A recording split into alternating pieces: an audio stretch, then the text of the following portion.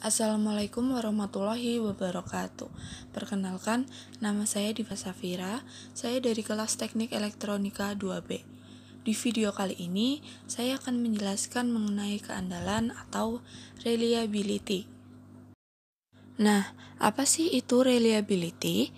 Keandalan atau reliability adalah probabilitas suatu komponen atau sistem untuk melakukan fungsi yang ditentukan dalam periode waktu tertentu di bawah kondisi yang dirancang untuk beroperasi. Tujuan pemeliharaan dan keandalan adalah 1. Untuk mempertahankan kemampuan sistem serta mengendalikan biaya. 2. Strategi pemeliharaan dan reliabilitas yang baik membutuhkan keterlibatan karyawan dan prosedur yang baik. Manfaat dari keandalan itu sendiri adalah yang pertama, diketahui kelemahan atau kekurangan dari masing-masing unsur dalam penyelenggaraan pelayanan publik.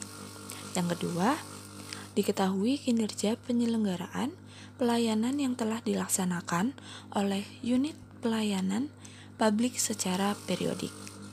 Yang ketiga, sebagai bahan penerapan kebijakan yang perlu diambil dan upaya yang perlu dilakukan.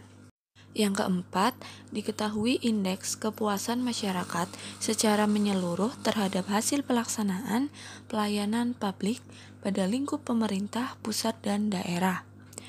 Yang terakhir, bagi masyarakat dapat diketahui gambaran tentang kerja unit pelayanan. Nah, ciri-ciri dari keandalan itu sendiri, yang pertama, keandalan adalah milik dari suatu set nilai tes, bukan milik tes itu sendiri.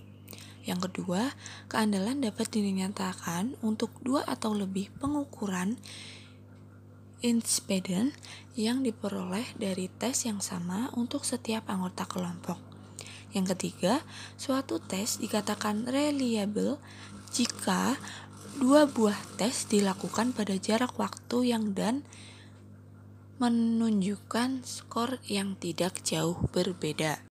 Kemudian di sini ada jenis-jenis keandalan, di mana yang terdiri dari pertama, reliabilitas stabil. Digunakan untuk mengacu pada waktu. Untuk menentukan stabilitas, tes yang dilakukan ulang terhadap variabel yang sama di waktu yang berlainan. Yang kedua, reliabilitas terwakili. Mengacu pada keterandalan penyampaian indikator sama jawaban saat diterapkan ke kelompok yang berbeda-beda. Yang ketiga, reliability seimbang.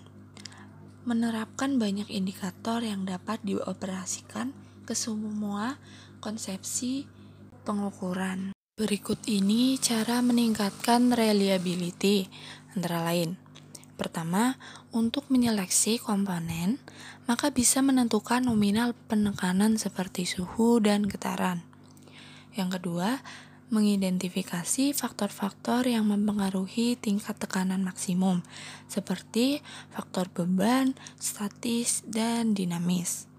Yang ketiga, menentukan distribusi penekanan kritis untuk masa penggunaan komponen yang sudah diterapkan. Yang terakhir, untuk setiap komponen kritis, perancangan batas keamanan tidak cukup.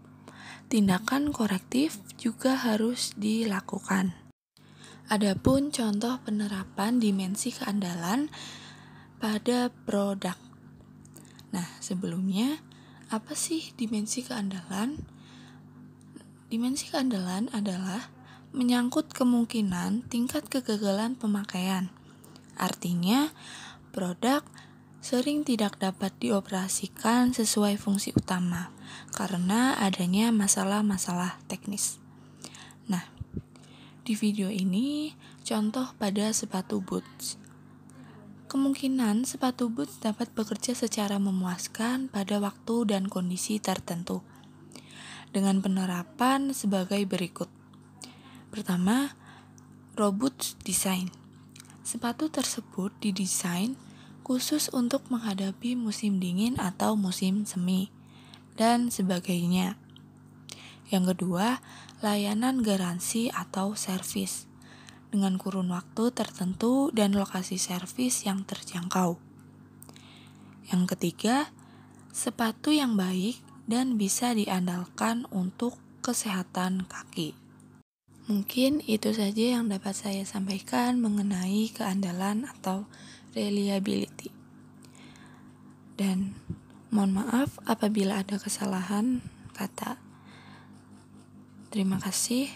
Wabillahi taufiq wal hidayah. Wassalamualaikum warahmatullahi wabarakatuh.